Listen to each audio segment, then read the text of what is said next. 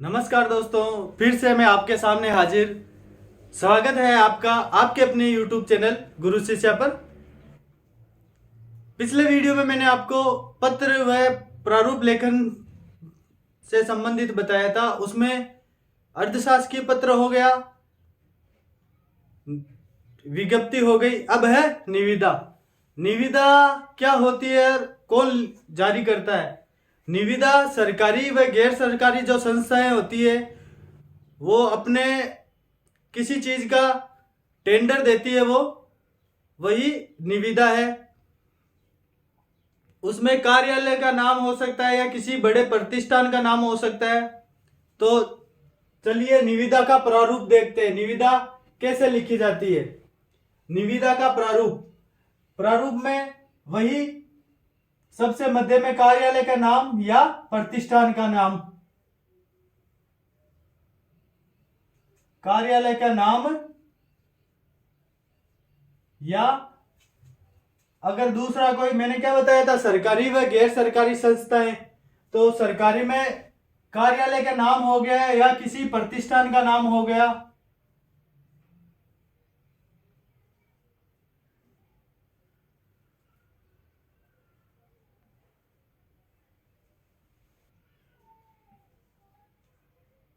By तरफ वही पत्र क्रमांक,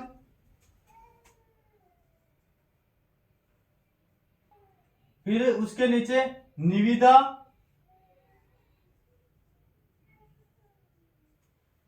पत्र क्रमांक के साथ निविदा सूचना संगठन,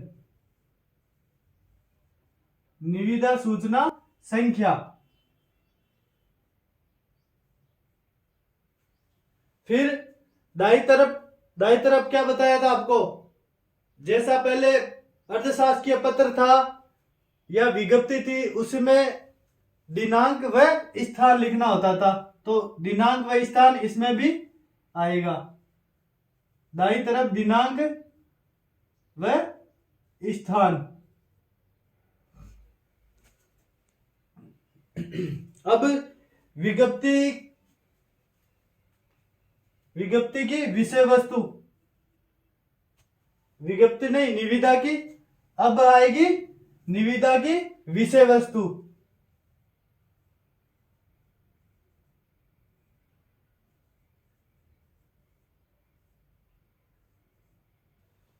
विषय वस्तु है, विषय वस्तु में एक चीज के लिए तो वो डिमांड रखेंगे नहीं, कम से कम 2 या 3 प्रकार की जो डिमांड होगी उनकी वो रखेंगे। तो उसमें होगा क्रम संख्या, क्रम संख्या हो जाएगी, फिर हो जाएगा विवरण,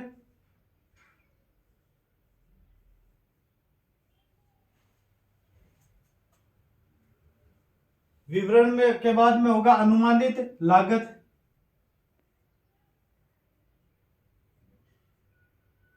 विवरण के बाद में क्या हो जाएगा? अनुमानित लागत, जो वस्तु है उन वस्तुओं की लागत। उसके बाद में होगा धरोहर राशि,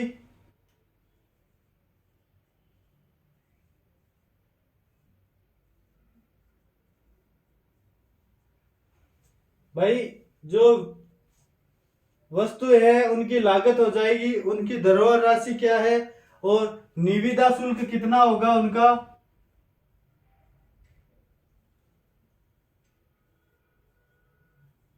निविदा शुल्क हो जाएगा। निविदा शुल्क के बाद में एक और आता है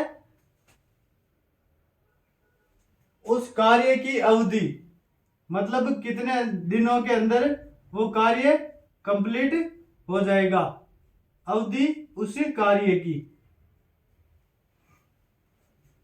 ये इस प्रकार से आपको निविदा का, ये एक निविदा का प्रारूप आपके सामने तैयार हो गया।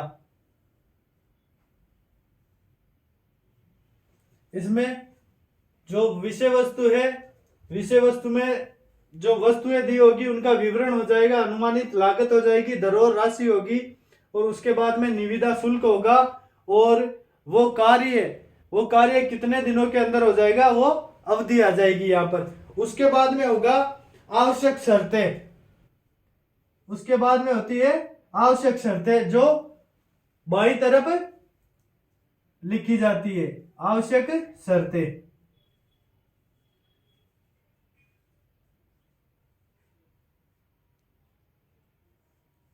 इस निविदा से संबंधित आवश्यक शर्तें जो भी है 1 2 3 4, मतलब जो शर्तें होगी वो बाईं तरफ विषय वस्तु होगी। विषय वस्तु के बाद में ये जो उनका विवरण होगा और विवरण के बाद में क्या होगी, आवश्यक शर्तें। फिर उसके बाद में आ जाएगा दाईं तरफ पदनाम, पदनाम व हस्ताक्षर।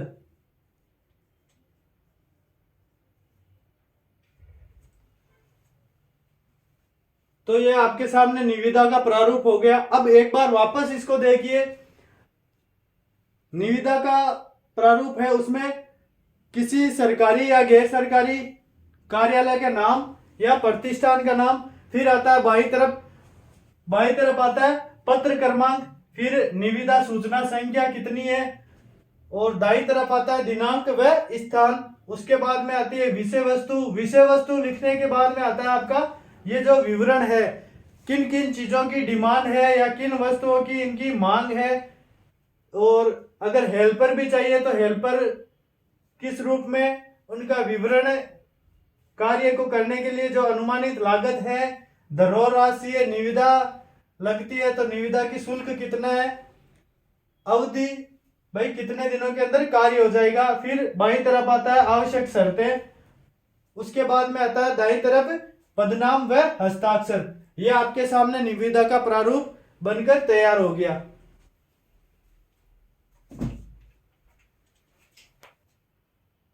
ये क्वेश्चन है, इस क्वेश्चन के माध्यम से आपको आसानी से समझ में आ जाएगा कि निविदा किस प्रकार से लिखी जाती है और कहाँ आवश्यक है, कौन कौन सी वस्तुएं हैं। तो प्रश्न में देखिए आप, कार्यालय निर्देशक राष्ट्रीय माध्यमिक शिक्षा अभियान जयपुर के द्वारा एक निविदा लिखनी है, जिसमें क्या करना है, जिसमें कंप्यूटर में प्रिंटर, फोटो स्कैन, लैपटॉप खरीदने का उल्लेख हो। अब मैंने आपको उस प्रारूप में क्या बताया था, सबसे पहले मध्य में क्या लिखा जाएगा, निविदा का भाई कार्यालय का नाम व पता होगा। तो कार्यालय का नाम जैसे राजस्थान सरकार, जैसे राजस्थान सरकार। उसके बाद में क्या आएगा, कार्यालय कौन सा है, यहां देखो आप, कार्यालय,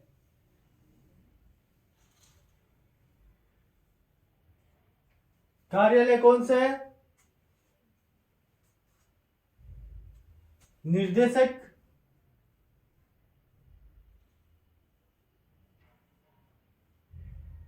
राष्ट्रीय माध्यमिक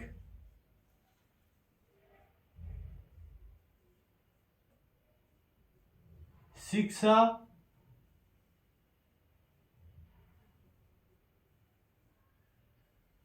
अभियान।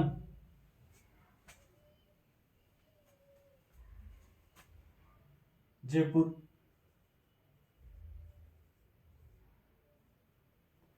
फिर बाईं तरफ क्या आएगा, बाईं तरफ आएगा पत्रांक। पत्रांक किससे संबंधित, के कार्यालय निर्देशक राष्ट्रीय माध्यमिक शिक्षा अभियान जयपुर। उसके बाद में यहां नीचे लिख लीजिए आप, उसके बाद में आएगा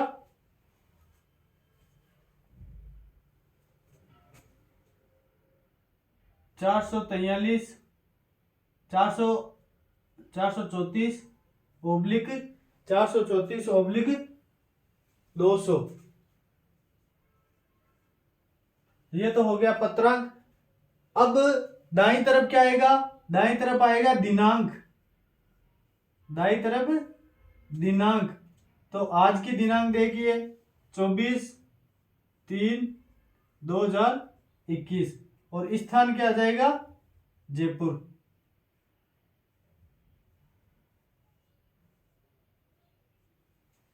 ये तो हो गया जो ऊपर से कार्यालय का नाम या पता, फिर आ जाएगा पत्रांक और उधर आ जाएगा दिनांक व स्थान। अब है निविदा की सूचना। निविदा की सूचना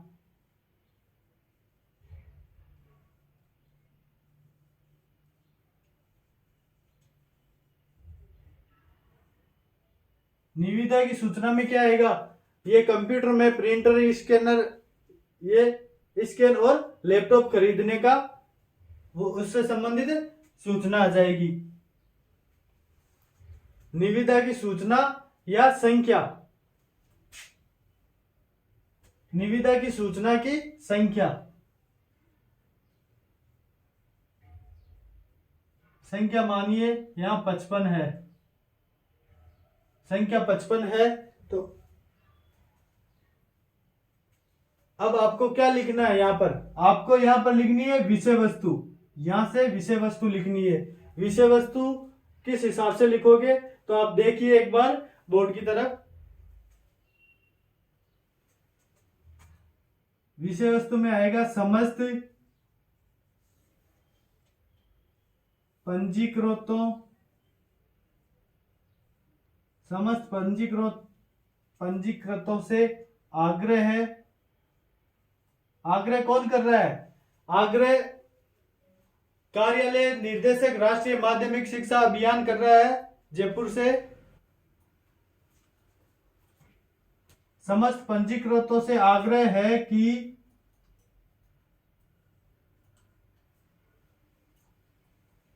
कार्यालय को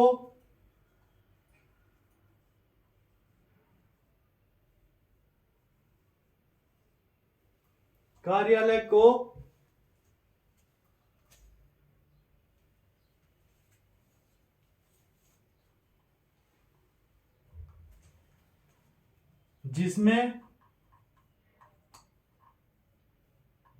माध्यमिक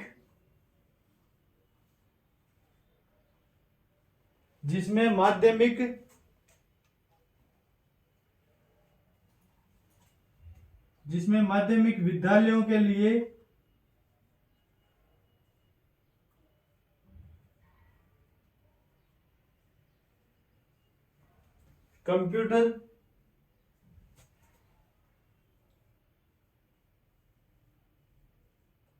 कंप्यूटर व अन्य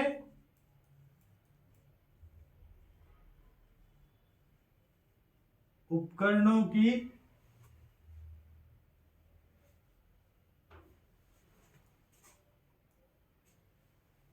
जिसमें माध्यमिक विद्यालयों के लिए कंप्यूटर व अन्य उपकरणों की आवश्यकता।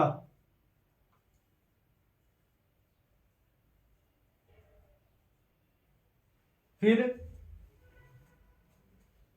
दिनांक, फिर आएगा दिनांक,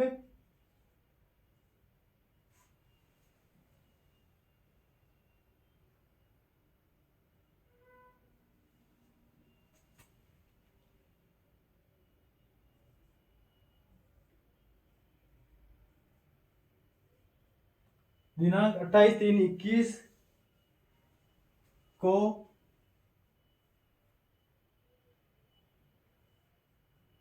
शाम 5 बजे,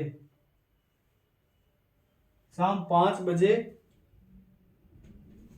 तक निविदाएं आमंत्रित, निविदाएं क्या कर ली जाती है, आमंत्रित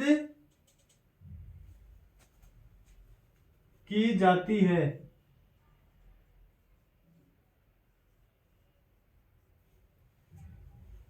निविदाएं आमंत्रित की जाती है।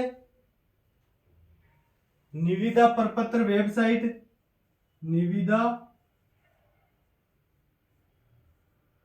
प्रपत्र वेबसाइट निविदा पत्र वेबसाइट पर उपलब्ध है। निविदा प्रपत्र वेबसाइट पर उपलब्ध है और प्राप्त निविदाएं दिनांक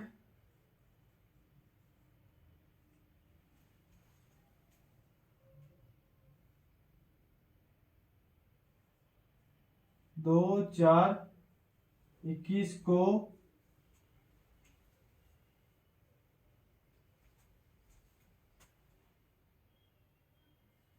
सुबह 10 बजे उपस्थित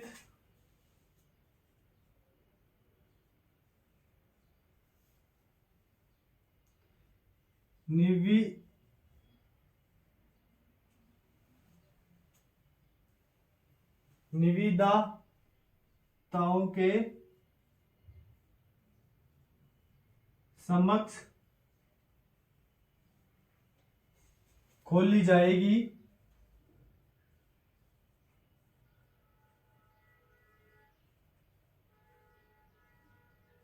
जिसका विवरण